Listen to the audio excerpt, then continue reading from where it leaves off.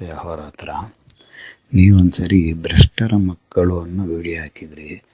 ಯಾರ್ಯಾರು ಈ ಭ್ರಷ್ಟಾಚಾರ ಮಾಡಿ ಅದರಿಂದ ಹಣ ಸಂಪಾದನೆ ಮಾಡಿ ಆ ಮಕ್ಕಳಿಗೆ ಎಜುಕೇಷನ್ನು, ಬುದ್ಧಿ, ಬಟ್ಟೆ, ಆಹಾರ ಎಲ್ಲ ಏನು ಕೊಟ್ಟಿದ್ರು ಕಮ್ಮಿ ಅಂದ್ರೂ ಅವತ್ತಿಂದ ನಾನು ಒಂದು 50-60 ಕುಟುಂಬಗಳನ್ನು ಸರ್ವೆ ಮಾಡಿದೆ. ಎಲ್ಲ ಸರ್ಕಾರಿ ಉದ್ಯಮದಲ್ಲಿರೋರೆ. ಅವರು ಎಲ್ಲರೂ ಯಾವ್ಯಾವ ರೀತಿ ಭ್ರಷ್ಟಾಚಾರ ಮಾಡಿ ಹಣ ಸಂಪಾದನೆ ಮಾಡಿದ್ರು, ಇವತ್ತು ಅವ್ರ ಮಕ್ಕಳು ಅವ್ರನ್ನ ಗಮನಿಸೋದೇ ಇಲ್ಲ. ಅವ್ರನ್ನ ಮನೆಯಿಂದ ಹೊರಗಡೆ ಹಾಕಿದ್ದಾರೆ ಎಷ್ಟೋ ಕುಟುಂಬದವ್ರನ್ನ. ಆಮೇಲೆ ಎಷ್ಟೋ ಕುಟುಂಬದವ್ರನ್ನ ಮನೆಗೆ ಬಿಟ್ಬಿಟ್ಟು ಹೋಗ್ಬಿಟ್ಟಿದ್ದಾರೆ. ಇನ್ನು ಎಷ್ಟೋ ಕುಟುಂಬದವರು ಅನಾಥಾಶ್ರಮದಲ್ಲಿದ್ದಾರೆ. ಅವ್ರನ್ನೆಲ್ಲ ನಾನು ಕಳೆದ 3 ತಿಂಗಳಿಂದ ಸರ್ವೆ ಮಾಡಿದಾಗ ನೀವು ಹೇಳಿದ್ದು ಭ್ರಷ್ಟರ ಮಕ್ಕಳು ಅನ್ನೋ ಒಂದು ಟಾಪಿಕ್ ತಗೊಂಡು ಹೇಳಿದ್ರಲ್ಲ, ಅದು ಖಂಡಿತ 100ಕ್ಕೆ 100 ನಿಜ ಆಗಿದೆ. ನಾನು ಅದನ್ನು ನೀವು ಮಾಡೋ ಒಂದೊಂದು ವಿಡಿಯೋನು ನಾನು ಸರ್ವೆ ಮಾಡಿ ಅದು ಕನ್ಫರ್ಮ್ ಮಾಡ್ಕೊಂಡಿದ್ದೀನಿ. ಭ್ರಷ್ಟರ ಮಕ್ಕಳಲ್ಲಿ ಉದಾಹರಣೆಗೆ ಪೊಲೀಸು, KUB, ಆಮೇಲೆ ಕಾಲೇಜಲ್ಲಿ P1 ಅಟೆಂಡ್ರು, ಇವರೆಲ್ಲ ಮಕ್ಕಳನ್ನು ನಾನು ನೋಡಿದ್ದೀನಿ. ನಮ್ಮ ಅಂಗಡಿಲಿ ತುಂಬ ತಿಂಡಿ ತಗೊಂಡೋಗಿ ಫ್ರೆಶ್ ಆಗಿರೋದು ಬೇಕು, ಬಿಸಿ ಇರೋದು ಬೇಕು ಅಂದ್ಬಿಟ್ಟು ತಗೊಂಡೋಗಿ ಮಕ್ಳಿಗೆ ತಿನ್ನಿಸ್ತಾಯಿದ್ರು. ಇವತ್ತು ಅದೇ ಮಕ್ಕಳು ಅವ್ರಿಗೆ ಒಂದು ಗ್ಲಾಸ್ ಕಾಫಿನೂ ಸಹಿತ ಮಾಡ್ಕೊಡೋಕ್ಕಾಗದಿರಂಗೆ ಮನೆ ಬಿಟ್ಟು ಹೋಗಿದ್ದಾರೆ. ಇಲ್ಲಾಂದರೆ ಮನೆಯಲ್ಲಿದ್ರೂ ಅವ್ರನ್ನ ನಾಯಿಗಿಂತ ಕಡೆಯಾಗಿ ನೋಡ್ಕೊತಾ ಇದ್ದಾರೆ. ಇದನ್ನೆಲ್ಲ ನಾನು ನೇರವಾಗಿ ನೋಡಿ ಖುದ್ದು ತಿಳ್ಕೊಂಡಿದ್ದೇನೆ. ಧನ್ಯವಾದ. ಅಹೋರಾತ್ರ. ನಮಸ್ತೆ ಗೆಳೆಯರೆ. ಇವತ್ತು ತುಂಬಾ ಒಳ್ಳೆ ಟಾಪಿಕ್. ದೇವರ ನಡೆ ಹೇಗಿರುತ್ತೆ, ದೇವರ ಭಾಷೆ ಹೇಗೆ ಕಲಿಯೋದು, ಭ್ರಷ್ಟರ ಮಕ್ಕಳ ಪರಿಸ್ಥಿತಿ ಏನಾಗುತ್ತೆ, ದೇಶದ ಬೀಸುವ ದೊಣ್ಣೆಯಿಂದ ತಪ್ಪಿಸ್ಕೋಬಹುದು, ಭಗವಂತನ ಬೀಸುವ ದೊಣ್ಣೆ ತಪ್ಪಿಸ್ಕೊಳಕ್ಕಾಗತ್ತಾ, ಚಾಂಪಿಯನ್ ಜೊತೆ ಆಟ ಆಡಕ್ಕಾಗತ್ತಾ? ಇವೆಲ್ಲ ಅನುಭವದ ಮಾತುಗಳು, ಅನುಭಾವಿಕ ಮಾತುಗಳು. ಈ ಅಹೋರಾತ್ರನ ತೃಣಮಾತ್ರನ ಅನುಭವದಲ್ಲಿ ಕಂಡುಕೊಂಡ ಮಾತುಗಳು. ದೇವರ ಭಾಷೆ, ದೇವರ ನಡೆ, ಇದರ ಬಗ್ಗೆ ತಿಳ್ಕೊಳ್ಳೋಣ ಬನ್ನಿ. ಅದಕ್ಕೆ ಮೊದಲು ನಿಮಗೆ ಕೆಲವು ಬ್ರೈನ್ ವರ್ಕ್ ಕೊಡ್ತಾನೆ ಅಹೋರಾತ್ರ. ನೀವು ಸೀರೆಗಳ ದಾನಕ್ಕೆ ನಿಂತಿದ್ದೀರಿ ಅಂತ ಇಟ್ಕೊಳ್ಳಿ. ನಿಮ್ಮೂರಲ್ಲೇ ಎಲ್ಲ ಪರಿಚಯದವರೇ, ಎಲ್ಲರಿಗೂ ಫ್ರೀಯಾಗಿ 1,000 ಸೀರೆ ತಂದು ದಾನಗಳು ಕೊಡ್ತಾ ಇದ್ರಿ. ಒಬ್ಬೊಬ್ಬರಿಗೆ ಒಂದೊಂದು ಸೀರೆ ಅಂತ ನೀವು ನಿರ್ಧಾರ ಮಾಡಿದಿರಿ. ಹೀಗೆ ನಿರ್ಧಾರ ಮಾಡಿದಾಗ ಒಂದು ವಯಸ್ಸಾದ ಮಹಿಳೆ ಬರ್ತಾರೆ. ತನಗೆ ಸಿಕ್ಕ ಸೀರೆಯನ್ನ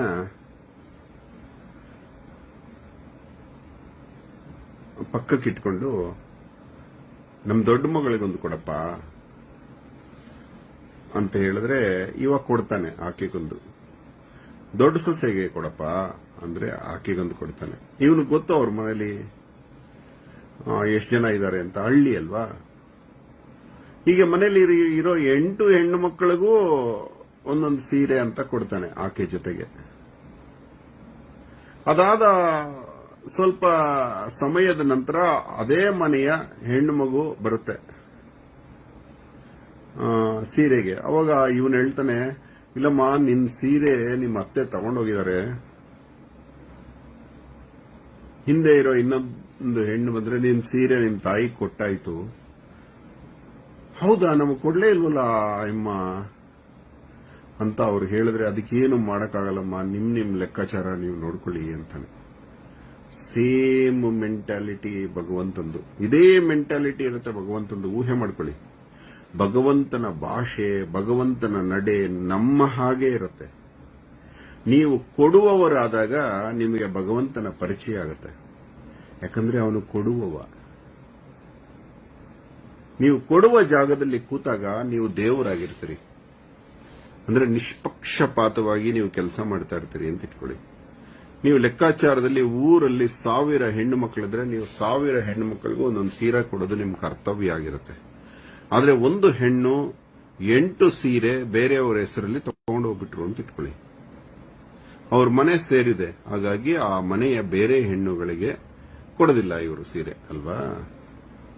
ಯಾಕೆ ಈ ವಿಚಾರ ಹೇಳ್ತಾ ಇದ್ದೀನಿ ಅಂದ್ರೆ, ಇತ್ತೀಚೆಗೆ ನಡೆದ ಘಟನೆ, ಅಹೋರಾತ್ರನ ಹತ್ರ ಒಬ್ಬರು ರಿಟೈರ್ಡ್ ಬಿಗ್ ಅಡ್ಮಿನಿಸ್ಟ್ರೇಟಿವ್ ಆಫೀಸರ್ ಬಂದಿದ್ರು. ಅವರು ಪತಿ ಪತ್ನಿ ಇಬ್ರು ಬಂದಿದ್ರು. ಅವರು ಬೇಕಾದಷ್ಟು ಐಶ್ವರ್ಯ ಇದೆ, ಕಷ್ಟಪಟ್ಟು ಅವರ ಒಬ್ಬ ಮಗನನ್ನ ಇಂಜಿನಿಯರ್ ಮಾಡಿದ್ದಾರೆ, ಇನ್ನೊಬ್ಬ ಮಗ ಹೋಟೆಲ್ ಮ್ಯಾನೇಜ್ಮೆಂಟ್ ಮಾಡಿದ್ದಾನೆ, 5 ಸ್ಟಾರ್ ಹೋಟೆಲ್ ಮ್ಯಾನೇಜ್ಮೆಂಟ್. ಸಿಕ್ಕಾಪಟ್ಟೆ ದುಡ್ಡು ಕೊಟ್ಟು ಓದಿಸಿದ್ದಾರೆ. ದೊಡ್ಡ ಮಗನಿಗೆ 45 ವರ್ಷ, ಚಿಕ್ಕ ಮಗನಿಗೆ 38 ವರ್ಷ. ಇಬ್ಬರಿಗೂ ಮದುವೆ ಆಗೋದಿರ್ಲಿ, ಕೆಲಸನೇ ಇಲ್ಲ. ಆದ್ರೆ ಅವರಿಗೆ ಊಟ ತಿಂಡಿಗೆ ಏನು ತೊಂದರೆ ಇಲ್ಲ. ಇಬ್ರು ಬುದ್ಧಿವಂತರಂತೆ. ಇಬ್ಬರಿಗೂ ಕೆಲಸ ಯಾಕೆ ಸಿಗಲಿಲ್ಲ? ಅವರು ದೊಡ್ಡ ಮಗ ಅಂತೂ ಅನೇಕ ವಿಚಾರಗಳಲ್ಲಿ ಅಪ್ಪನ ದುಡ್ಡನ್ನ ಸುಟ್ಟೇ ಬಿಟ್ಟಿದ್ದಾನೆ, ಆಲ್ಮೋಸ್ಟ್ ವೇಸ್ಟ್ ಮಾಡಿಬಿಟ್ಟಿದ್ದಾನೆ. ವಿದೇಶಕ್ಕೆ ಹೋಗಿ ಬರ್ತೀನಿ ಅಂತ ಒಂದು 80 ಲಕ್ಷ ಅಲ್ಲೇ ಸುಟ್ಟು ಬಿಟ್ಟಿದ್ದಾನೆ, ವೇಸ್ಟ್. ಹೀಗೆ ಅವನು ಕೈ ಹಾಕಿದ್ದೆಲ್ಲ, ನಾನು ದುಡಿದಿದ್ದೆಲ್ಲ ಕಳೀತಾ ಇದ್ದಾರೆ ಮಕ್ಕಳು.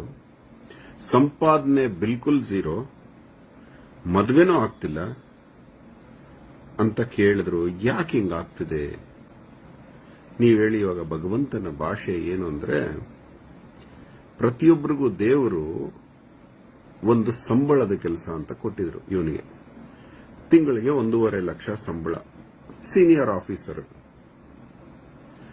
ಆ ಸಂಬಳದಲ್ಲಿ ಮುಂಬೈಯಲ್ಲಿ ಇಬ್ಬರಿಗೆ ಮಕ್ಕಳನ್ನ ಸಾಕುವಷ್ಟು ಸಂಬಳ, ಶಾಲೆಗೆ ಸೇರಿಸುವಷ್ಟು ಸಂಬಳ, ಪತ್ನಿಯ ಬಯಕೆಗಳನ್ನೆಲ್ಲ ಈಡೇರಿಸುವಷ್ಟು ಸಂಬಳ ಸಾಕಾಗಿತ್ತು. ಆದರೆ ಆತ ದುಡಿದಿದ್ದು ಸರ್ಕಾರದ ಕೆಲಸದಲ್ಲಿ ಕೋಟಿಗಟ್ಟಲೆ. ಅದನ್ನೆಲ್ಲ ಕೆದಕಕ್ಕೆ ಹೋಗ್ಲಿಲ್ಲ ಅಹೋರಾತ್ರ. ಯಾಕಂದ್ರೆ ಇವನ ಗುರಿ ಅವರವರ ಪಾಪಕ್ಕೆ ಪ್ರಕೃತಿ ಫಲ ಕೊಟ್ಟೆ ಕೊಡುತ್ತೆ, ಅದರಲ್ಲಿ ಮತ್ತೆ ನಾವು ಕೆದಕಬಾರದು. ಆದ್ರೆ ನಿಮಗೆ ಇಲ್ಲಿ ಹೇಳಕ್ ಏನು ಹೊರಟಿದ್ದೀನಿ ಅಂದ್ರೆ, ಅವ್ರ ಹತ್ರ ಈ ಕತೆ ಹೇಳಿದೆ ನಾನು. ನೀವೇನ್ ಮಾಡ್ತೀರಿ ಸರ್? ಗಂಡ ಹೆಂಡತಿ, ನೀವು 1000 ಸೀರೆ ಕೊಡಬೇಕು. ಒಬ್ರು ಬಂದು ಮನೆಯ 8 ಹೆಣ್ಣು ಮಕ್ಕಳಿಗೆ ಸೀರೆ ಕೇಳ್ತಾರೆ, ಅವ್ರಿಗೆ ನೀವು ಕೊಡ್ತೀರಿ. ಮತ್ತೆ ಆ ಹೆಣ್ಣು ಮಕ್ಕಳು ಬಂದು ಸೀರೆ ಕೇಳಿದ್ರೆ ಕೊಡ್ತೀರಾ? ಬಿಲ್ಕುಲ್ ಇಲ್ಲ, ಓಡಿಸ್ತೀನಿ ಅಂತ ಹೇಳ್ಬಿಟ್ಟ ಆ ಮನುಷ್ಯ ಕಠಿಣವಾಗಿ. ಹಾಗಾದ್ರೆ ನಿಮಗೊಂದು ನೀತಿ, ಅವ್ರಿಗೊಂದು ನೀತಿ ಯಾಕೆ? ನಿಮ್ಮಿಬ್ಬರ ಮಕ್ಕಳ ಭವಿಷ್ಯದಲ್ಲಿ ಸಂಪಾದಿಸುವ, ಅವರು ಮಕ್ಕಳ ಸಂಪಾದಿಸುವ, ಮೊಮ್ಮಕ್ಕಳು ಸಂಪಾದಿಸುವ ಹಣನ ನೀವೇ ಸಂಪಾದಿಸ್ಬಿಟ್ರಿ. ಇವಾಗ ಅವ್ರಿಗೆ ದೇವರು ಯಾಕೆ ಕೊಡ್ತಾರೆ? ಇನ್ನು ಬೇರೆಯವರಿಗೆ ಯಾರಿಗೆ ಸಂಪಾದನೆ ಇಲ್ವೋ ಅವ್ರಿಗೆ ಕೆಲಸ ಕೊಡ್ತಾರೆ. ಇವ್ರಿಗೆ ಎಷ್ಟೇ ವಿದ್ಯೆ ಇದ್ರು ಕೊಡ್ತಾ ಇಲ್ಲ. ಯಾಕೆಂದ್ರೆ ಅವ್ರ ದುಡ್ಡನ್ನೆಲ್ಲ ನೀವೇ ಸಂಪಾದಿಸ್ಬಿಟ್ರಲ್ಲ. ಮಕ್ಕಳು ಬೈತಾರಂತೆ, ನಮ್ಗೇನು ಕೆಲಸ ಮಾಡೋಕ್ಕಿಲ್ಲ, ಕೆಲಸ ಇದ್ರೆ ಮಾಡ್ತೀವಿ, ದಿನ ಪೀಡಿಸ್ತಾ ಇರ್ತಾರಂತೆ, ನಮ್ಗೆ ಯಾಕೆ ಕೆಲಸ ಸಿಗ್ತಿಲ್ಲ ಅಂತ. ಇವ್ರಿಗೆ ಏನು ಉತ್ತರ ಹೇಳಿ? ಇಮ್ಮಿಡಿಯೇಟ್ಲಿ ಆ ಮನುಷ್ಯ ಎದ್ದು ನಿಂತ್ಕೊಂಡ್ಬಿಟ್ಟ. ತಪ್ಪಾಯ್ತು ಸರ್, ಪ್ರಕೃತಿಯ ಭಾಷೆ ನಿಜವಾಗ್ಲೂ ಎದ್ದು ನಿಂತ್ಕೊಂಡ್ಬಿಟ್ಟು, ತಪ್ಪಾಯ್ತು ಸರ್, ಇವಾಗ ನಂಗೆ ಸರಿಪಡಿಸ್ಕೊಳ್ಳೋದು ಹೆಂಗೆ ಹೇಳಿ? ಸರಿಪಡಿಸ್ಕೊಳ್ಳೋಕೆ ನಿಮ್ ಕೈಲಿ ಆಗಲ್ಲ ಅಂತ ಹೇಳಿದೆ. ಯಾಕಂದ್ರೆ ನಿಮ್ಮ ಜೀವನದ ಎಷ್ಟು ತಿಂಗಳಿಗೆ 1.5 ಲಕ್ಷ ಪ್ರಕಾರ ನೀವು ತೆಗೆದಿಟ್ಕೊಂಡು ಮಿಕ್ಕಿರೋದೆಲ್ಲ ದಾನ ಮಾಡಿ ಅಂದ್ರೆ ಮಾಡಕ್ಕಾಗಲ್ಲ ನಿಮ್ ಕೈಲಿ. It is next impossible. ಮತ್ತೇನು ಮಾಡಬೇಕು? ಯಾಕಂದ್ರೆ ನಾನೇನೋ ಹೇಳ್ಬಿಡ್ತೀನಿ, ಅಹೋರಾತ್ರ ಇದ್ದಂಗಿದ್ರೆ ಇಟ್ಟಂಗಿದ್ರೆ ಬುದ್ಧಂಗ್ ಆಯ್ತಾರಂತಪ್ಪ ಅಂತ ಬರೆದಿದ್ದಾನಲ್ಲ, ಹಂಗೆ ಬದುಕಿದ್ದಾನೆ.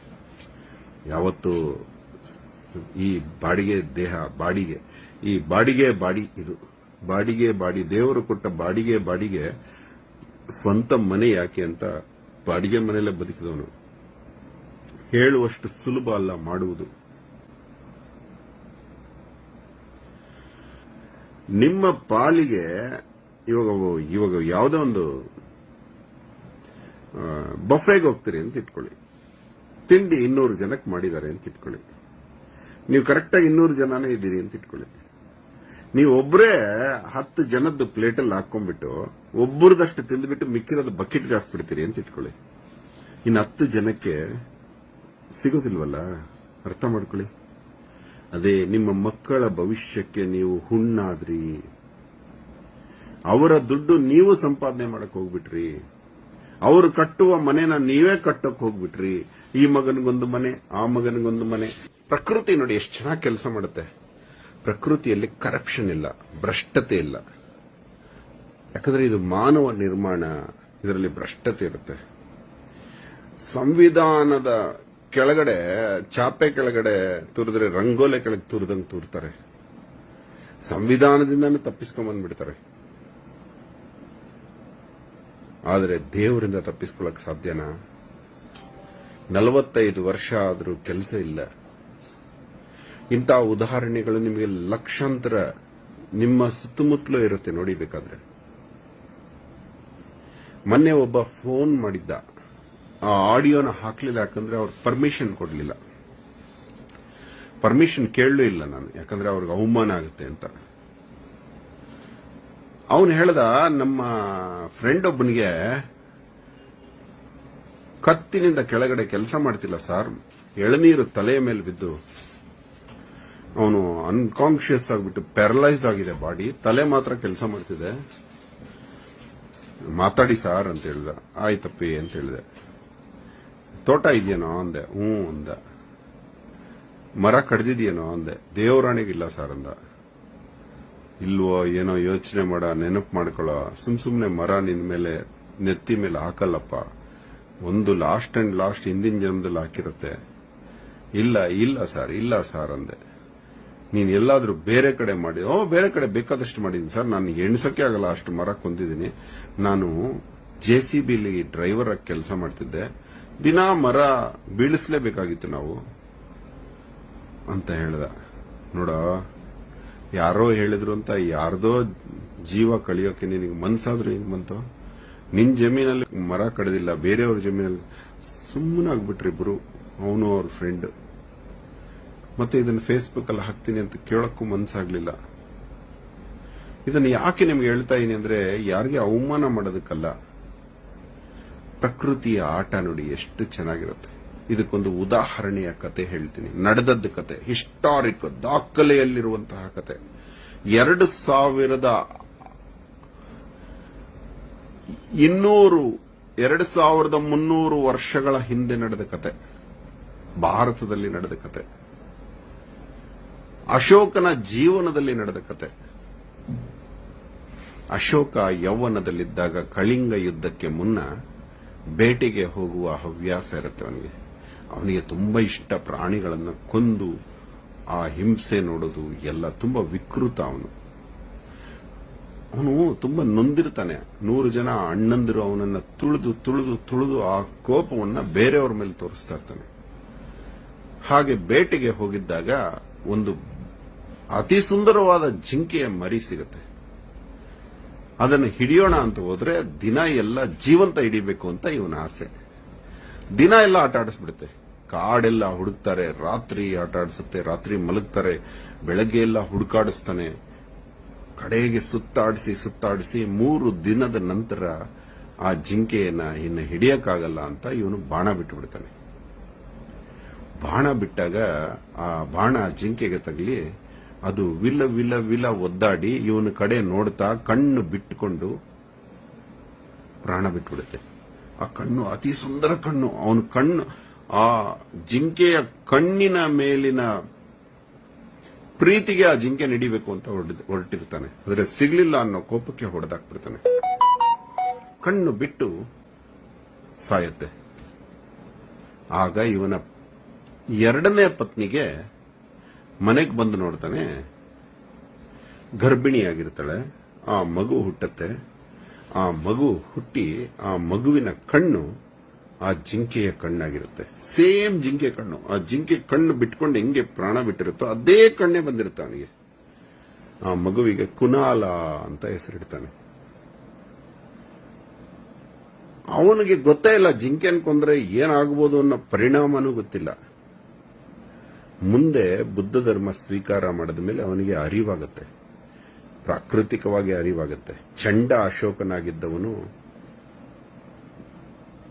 ಬುದ್ಧ ಧರ್ಮದ ಬೌದ್ಧ ಭಿಕ್ಷು ಅಶೋಕ ಆಗ್ತಾನೆ. ಶೋಕವಿಲ್ಲದ ಅಶೋಕನಿಗೆ ಜೀವನವೆಲ್ಲ ಶೋಕವಾಗುತ್ತೆ. ರಾಜನಾಗಿದ್ರೂ ಅಳುವಂತಹ ಪರಿಸ್ಥಿತಿ ಬರುತ್ತೆ. ಕುನಾಲನಿಗೆ ಒಂದು ಸಾಮ್ರಾಜ್ಯ ಬಿಟ್ಟುಕೊಡಬೇಕಾಗುತ್ತೆ. ಅಲ್ಲಿ ಆಡಳಿತಾಧಿಕಾರಿಯಾಗಿ ಸೇನಾಧಿಪತಿಯಾಗಿ ಕುನಾಲ ರಾಜ್ಯ ಆಳ್ತಾ ಇರ್ತಾನೆ. ಮೊದಲನೆಯ ಹೆಂಡತಿ ಕುನಾಲನ ಮೇಲಿನ ಅಶೋಕನ ಪ್ರೇಮವನ್ನು ನೋಡಿ ರಾಜ್ಯ ಎಲ್ಲ ಇವನೇ ಕಬಳಿಸ್ತಾನೆ ಅಂತ ತಿಳ್ಕೊಂಡು ಅಶೋಕನ ರಾಜಮುದ್ರೆ ಹಾಕಿ ಕುನಾಲನಿಗೆ ಹೇಳಿ ಕಳಿಸ್ತಾನೆ.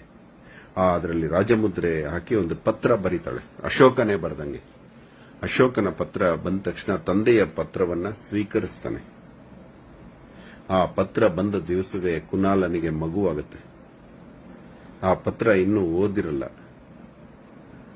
ಸಂಪ್ರತಿ ಎನ್ನುವ ಪತ್ರವನ್ನ ಅಶೋಕನ ಕಾಲದಲ್ಲಿ ಸಂಪ್ರತಿ, ಒಳ್ಳೆಯ ಪತ್ರ ಅನ್ನೋ ಭಾವನೆಗೆ ತನಗೆ ಹುಟ್ಟಿದ ಮಗುವಿಗೆ ಸಂಪ್ರತಿ ಅಂತ ಹೆಸರಿಡ್ತಾನೆ. ಮಗುವಿನ ಮುದ್ದಾಡಿ ಮತ್ತೆ ನೀನ್ ಬಂದ ದಿವಸನೇ ಅಪ್ಪ ಪತ್ರ ಬರೆದಿದ್ದಾರೆ ಅಂತ ಪ್ರೀತಿಯಿಂದ ಓಪನ್ ಮಾಡಿ ನೋಡಿದ್ರೆ ನಿನ್ನ 2 ಕಣ್ಣುಗಳನ್ನ ಕಿತ್ತು ಕಳಿಸಿಕೊಡುವುದು ಅಂತ ಬರೆದಿರುತ್ತದರಲ್ಲಿ.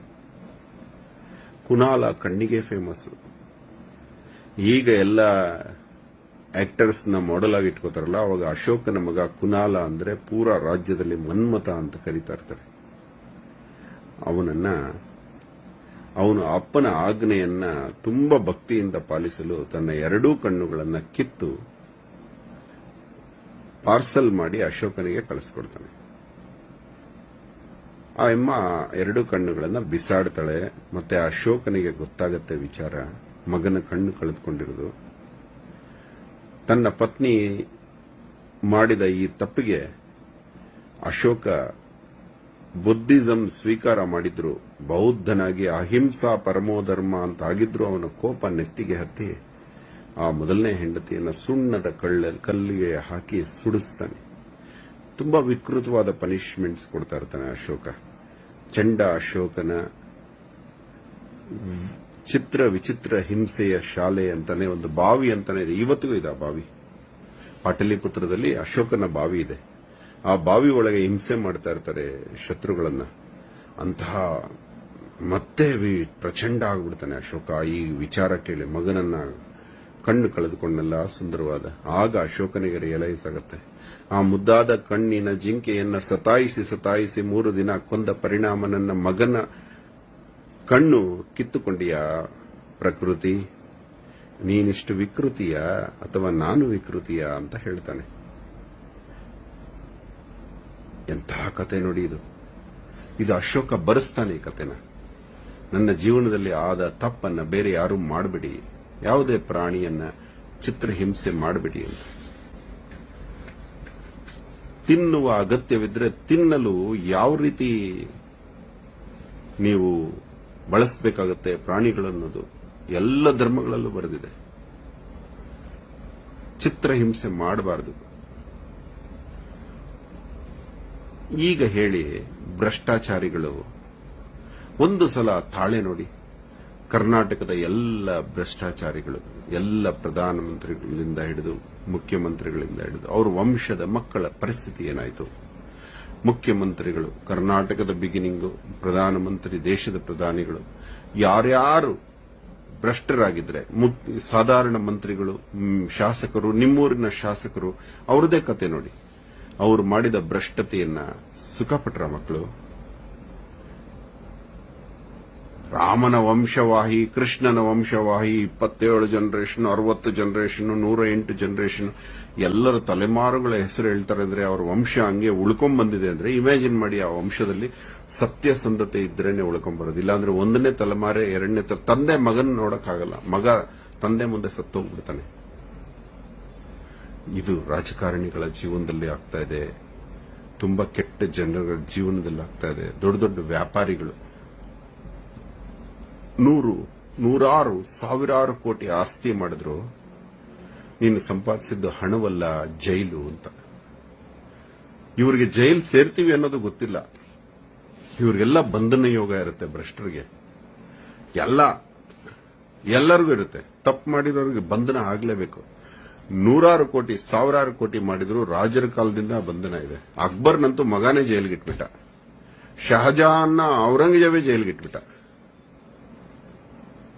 ಆದ್ರೆ ಮಕ್ಕಳು ತಪ್ಪು ಮಾಡಿದ್ರೆ ಜೈಲಲ್ಲಿ ಇಡ್ತಾರೆ ದೊಡ್ಡ ವ್ಯಕ್ತಿಗಳು. ಶಿವಾಜಿ ಮಹಾರಾಜರು ಮಗನನ್ನು ತಪ್ಪು ಮಾಡಿದ್ರೆ, ಚಿಕ್ಕ ತಪ್ಪು ಮಾಡಿದ್ರು ಜೈಲಲ್ಲಿ ಕಳಿಸ್ತಾ ಇದ್ರು. ಅದು ಪವಿತ್ರತೆ. ಜೀವನದಲ್ಲಿ ಯಾರು ಮುಟ್ಟಕ್ಕಾಗಲಿಲ್ಲ ಶಿವಾಜಿ ಮಹಾರಾಜ. Normal death. ಅವರ ಕುದುರೆ 4 ಕಾಲು ಕೆಳಗಿರುತ್ತೆ. ಶಿವಾಜಿ ಮಹಾರಾಜರು ಎಷ್ಟು ಶ್ರೇಷ್ಠ. ಸ್ವಂತ ಮಗ ತಪ್ಪು ಮಾಡಿದ್ರು ಶಿಕ್ಷೆ ಕೊಡ್ತಾರೆ. ಇಂಥದ್ದು ನಡೆದಿದೆ. ಎಲ್ಲ ಧರ್ಮಗಳಲ್ಲೂ ನಡೆದಿದೆ. ಅಂತವರೇ ಸಂತರಾಗಿದ್ದಾರೆ. ಮಕ್ಕಳು ಪ್ರಾಣ ಬಿಟ್ಟರು, ಮಹಾಪುರುಷರಿಗೆ ಮಕ್ಕಳು ಪ್ರಾಣ ಬಿಟ್ಟರು ಸಾರ್ಥಕ್ಯವಾದ ಪ್ರಾಣ ಬಿಟ್ಟಿದ್ದಾರೆ. ಫತೇ ಸಿಂಗ್, ಜೋರಾವರ್ ಸಿಂಗ್ ಇವರೆಲ್ಲ ಇವತ್ತಿಗೂ ಪೂಜಾರ್ಹವಾಗಿದ್ದಾರೆ. ಸಮಾಜಕ್ಕೋಸ್ಕರ ಜೀವನ ಕೊಟ್ಟಿದ್ದಾರೆ. ಇವಾಗ ಹೇಳಿ, ನಿಮ್ಮ ಮಕ್ಕಳಿಗೆ ವಿದ್ಯೆನೂ ಬೇಕು, ಎಜುಕೇಶನ್ ಒಳ್ಳೆ ಸ್ಕೂಲಲ್ಲಾಗಬೇಕು, ಒಳ್ಳೆ ಕೆಲಸ ಸಿಗಬೇಕು, ನೀವು ಅವ್ರಿಗೆ ಸಂಪಾದಿಸಬೇಕು. ನಿಮ್ ದುಡ್ಡು ಅವ್ರು ಬಳಸಂಗಿಲ್ಲ. ಯಾಕೆ ಮದುವೆ ಮಾಡಿಲ್ಲ ಅಂದ್ರೆ ಅವನ ಕಾಲ ಮೇಲೆ ಅವನೇ ನಿಂತಿಲ್ಲ ಅಂತ. ಆ ಕೋಟ್ಯಾಧಿಪತಿನ ಮೊನ್ನೆ ನಿಮ್ ಮಕ್ಕಳಿಗೆ ಯಾಕೆ ಮದುವೆ ಮಾಡಲಿಲ್ಲ ಅಂತ ಕೇಳಿದೆ. ಅವ್ರ ಕೆಲಸನೇ ಸಿಗದಿದ್ರೆ ಹೆಂಗ್ ಮಾಡೋದು ಅಂತ ಅವರಪ್ಪ. ಮತ್ತೆ ನೀವೇನಕ್ಕೆ ಸಂಪಾದನೆ ಮಾಡಿರೋದು? ಅವರಿಬ್ಬರನ್ನ ಒಂದು ಥಿಯೇಟರ್ ಕಳಿಸಿ ಪಿಕ್ಚರ್ ನೋಡ್ಕೊಂಬ ಅಥವಾ ಊರಿಗೆ ಕಳಿಸಿ ಟೂರ್ ಮಾಡ್ಕೊಂಬ ಅಂತ ಹೇಳಕ್ ನಿಮ್ಮ ಹತ್ರ ಹಣ ಇಲ್ವಾ? ಇದೆ, ಆದ್ರೆ ಅವ್ರ ದುಡ್ಡಲ್ಲಿ ಅವ್ರು ಬದುಕಬೇಕು. ನಿನ್ ದುಡ್ಡೇನು ಕತ್ತೆ ಕಾಯಕ ಇರೋದು? ಅವ್ರ ದುಡ್ಡು ನೀನೇ ಸಂಪಾದನೆ ಮಾಡ್ಬಿಟ್ಟೆ, ಅವ್ರು ಮಾಡ್ದಂಗ್ ಮಾಡ್ಬಿಟ್ಟೆ. ಕಡೆಗೆ ಅವ್ರ ಮಗ ಬಂದು ಒಡಿಯೋ ತರ ಮಾತಾಡ್ದ ನನ್ ಮುಂದೆನೆ ಅವ್ರ ಅಪ್ಪನ. अंकल और बोला अंकल, इनको बुद्धि बोलो अंकल, प्लीज अंकल आप आके हमारा घर का एक पहला बार हमारा घर में शांति देख रहा है अंकल, आपका बात सुन के मैं स्टन हो गया अंकल, क्या बात कर रहा है अंकल ಅಂತ ಹೇಳ್ದ. ಇಮ್ಯಾಜಿನ್ ಮಾಡಿ, ಬದುಕಿದ್ರೆ ಬದುಕಣ್ಣ, ಯಾವ ರೀತಿ ಬದುಕು. ನೀವು ಸ್ಕೂಲ್ ಟೀಚರ್ ಆಗಿದ್ರು ಸರಿ. ಮೊನ್ನೆ ಒಬ್ರು ಬಂದಿದ್ರು, ಅದೇ ಯಾಕೆ ಎಷ್ಟು ಕಥೆಗಳು ಬಿಡಿ. ತುಂಬಾ ಕೋಟ್ಯಾಧಿಪತಿ, ಹೆಂಗಪ್ಪ ಹಿಂಗಾದ್ರೆ ನಿಮ್ಮಪ್ಪ ಹೆಂಗೆ ಅಂತ ಹೇಳಿದ್ರೆ, ನಮ್ಮಪ್ಪ ಸ್ಕೂಲ್ ಟೀಚರ್ ಸರ್. ನಮ್ಮಪ್ಪ ತುಂಬಾ ಪ್ರಾಮಾಣಿಕವಾಗಿ ಬದುಕಿದ್ರು ಸರ್ ಅಂತ ಹೇಳ್ತಾರೆ. ಹಳ್ಳಿಲಿ ಟೀಚರ್ ಆಗಿದ್ರು ಸರ್. ಇವನ್ ನೋಡಿದ್ರೆ ಕೋಟ್ಯಾಧಿಪತಿ, ತಂದೆ ಮಾಡಿದ ಪುಣ್ಯ. ಇನ್ನೊಬ್ಬ ಮನುಷ್ಯ 5 ಸ್ಕೂಲ್ ಮಾಲೀಕ ಆಗಿದ್ದಾನೆ. ಮೊದಲೊಂದ್ಸಲ ಹೇಳಿದ್ದೆ. ಏನು ಅಂದ್ರೆ, ನಮ್ಮಪ್ಪ ಟೀ ಅಂಗಡಿ ಇಟ್ಕೊಂಡಿದ್ರು ಸರ್. ದಿನಾ ಭಗವದ್ಗೀತೆ ಬರೆಯೋರು ಸರ್. ರಿಫಿಲ್ ಆಗೋಗೋದು. ನಮ್ಮ ಹತ್ರ ಭಿಕ್ಷೆ ಬೇಡಿ ತರಿಸ್ಕೊತಾ ಇದ್ರು. ರಿಫಿಲ್ ತಂದ್ಕೊಡೋ ಆಗೋಗಿದೆ. ಜೀವನದಲ್ಲಿ ಒಂದು ಸುಳ್ಳು ಹೇಳಿದ್ ನೋಡ್ಲಿಲ್ಲ ಸರ್ ನಮ್ಮಪ್ಪ. ಸರ್, ಟೀಗೆ ಎಲ್ಲಾರು ಬೆಲೆ ರೈಸ್ ಮಾಡಿದ್ರು, ನಮ್ಮಪ್ಪ ಬೆಲೆ ರೈಸ್ ಮಾಡಲಿಲ್ಲ ಸರ್. ನಮ್ಮ ಮನೇಲಿ ಅಮ್ಮ ತಿನ್ನೋಕೆ ಕಷ್ಟ ಆಗಿದೆ, ಯಾಕೆ ಅಂತ ಹೇಳಿದ್ರೆ ನನಗಿಷ್ಟ ಆಗಲ್ಲ, ನಾನಿರೋ ಜಾಗದಲ್ಲಿ ಎಲ್ಲ ಬಡವರೇ, ಟೀಗೆ ನಾನು ಬೆಲೆ ಜಾಸ್ತಿ ಹೆಂಗೆ ಮಾಡೋದು.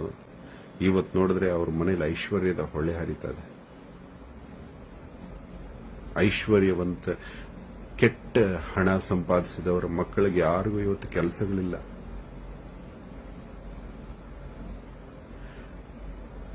ಪ್ರೈಮ್ ಮಿನಿಸ್ಟರ್ ಕ್ಯಾಂಡಿಡೇಟ್ ಇಂದ ನೀವೆಲ್ಲ ಕಡೆ ಒಂಥರ ಸ್ವಲ್ಪ ಒಂದು ಈ ಅಹೋರಾತ್ರ ಹೇಳಿದ ಈ ಮಕ್ಮಲ್ ಕಣ್ಣು, ಈ ಒಂದು ಕನ್ನಡಕ ಹಾಕೊಂಡು, ಇವತ್ತು ಹೇಳಿದ ಈ ದೇವರ ಭಾಷೆಯ ಕನ್ನಡಕ ಹಾಕೊಂಡು ನೋಡಿ, ನಿಮಗೆ ಸತ್ಯ ಗೊತ್ತಾಗ್ಬಿಡುತ್ತೆ.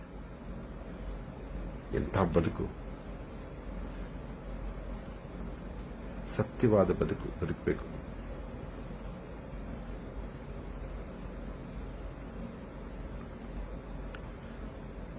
ಕಮ್ಯುನಲ್ ದ್ವೇಷ ಹಚ್ಚೋದು, ಆ ಧರ್ಮಕ್ಕೆ ಈ ಧರ್ಮಕ್ಕೂ ಜಗಳ ಹಚ್ಚೋದು, ಅವ್ರ ಮನೇಲೆ ಕಮ್ಯುನಲ್ ಇಶ್ಯೂಸ್ ಶುರುವಾಗುತ್ತೆ. ಅವ್ರ ಮನೇಲೆ ಮಗ ಇನ್ನೊಂದು ಧರ್ಮಕ್ಕೆ ಕನ್ವರ್ಟ್ ಆಗಿರ್ತಾನೆ, ಅವ್ರ ಮನೇಲೆ ಮಗಳು ಬೇರೆ ಧರ್ಮದವ್ರನ್ನ ಮದುವೆ ಆಗಿರ್ತಾರೆ. ಎಲ್ಲ ಧರ್ಮದಲ್ಲೂ ನಡೆಯುತ್ತೆ ಇದು. ಎಕ್ಸ್ಟ್ರೀಮ್ಗೆ ಹೋಗ್ಬಾರ್ದು. ಎಕ್ಸ್ಟ್ರೀಮಿಸಮ್ ಮಕ್ಕಳಿಂದಾನೇ ದೇವರು ಬ್ರೇಕ್ ಮಾಡೋದು. ನಾವು ಯಾವುದೇ ಎಕ್ಸ್ಟ್ರೀಮ್ ಹೋದ್ರೆ ನಮ್ಮ ಮಕ್ಕಳೇ ಅದನ್ನ ಮುರಿತಾರೆ. ಸಾಮಾಜಿಕ ವಿಚಾರಗಳು, ರಾಜಕಾರಣಿಗಳು ಹೆಂಗಿರ್ಬೇಕು ನಿಮ್ಮ ನಡೆ, ನ್ಯೂಸ್ ಚಾನೆಲ್ಸ್ ಹೆಂಗಿರ್ಬೇಕು ನಿಮ್ಮ ನಡೆ, ಚೇಂಜ್ ಆಗಿ ಕರ್ನಾಟಕ ಯುವ ಜನರೇ ಬದಲಾಗಿ ಎದೆ ಮೇಲೆ ತಾಯಿ ಗರ್ಭದಲ್ಲಿ 9 ತಿಂಗಳಿದ್ರಿ ಆ ಎಮ್ಮನ ಹಣ್ಣು ಮುಖ ಹಾಕೊಳ್ರಿ ಎದೆ ಮೇಲೆ. ಯಾವನೋ ಹಣ್ಣೆ ಎದೆ ಮೇಲೆ ಹಾಕೋತಿರಲ್ರಿ ನೀವು. ನಿಮ್ ತಾಯಿಗೆ ಗೌರವ ಬಿಡ್ವಾ? ನಿಮ್ಮನ್ನು 9 ತಿಂಗಳು ಬಾಡಿಗೆ ಮನೆನಾದ ಗರ್ಭ.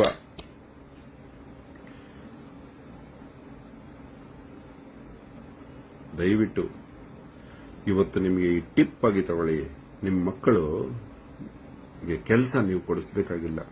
ನೀವು ತಿನ್ನಿಸುವ ಅನ್ನ ನೀವು ದುಡ್ದದ್ದಾದ್ರೆ ಅವರು ಕೆಲಸದ ಬಗ್ಗೆ ಭಯ ಬೀಳ್ಬೇಡಿ. ಅವರು ಕೋಟ್ಯಾಧಿಪತಿಗಳಾಗ್ತಾರೆ.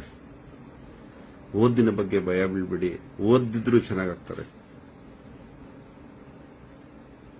ನನ್ನ ಮಗ ನಾನು ತಪ್ಪು ಮಾಡಿದ್ರೆ ನನ್ನ ಮಗ ಹಾಳಾಗ್ತಾನೆ ಅನ್ನೋ ಭಾವನೆ ಇಟ್ಕೊಳ್ಳಿ. ನಾನು ಸರಿ ಇದ್ದೀನಿಪ್ಪ, ನನ್ನ ಮಗ ಹಾಳಾಗೋದಿಲ್ಲ, ನನ್ನ ಮಗಳು ಹಾಳಾಗೋದಿಲ್ಲ, ನಾನು ಸರಿ ಇದ್ದೀನಿ.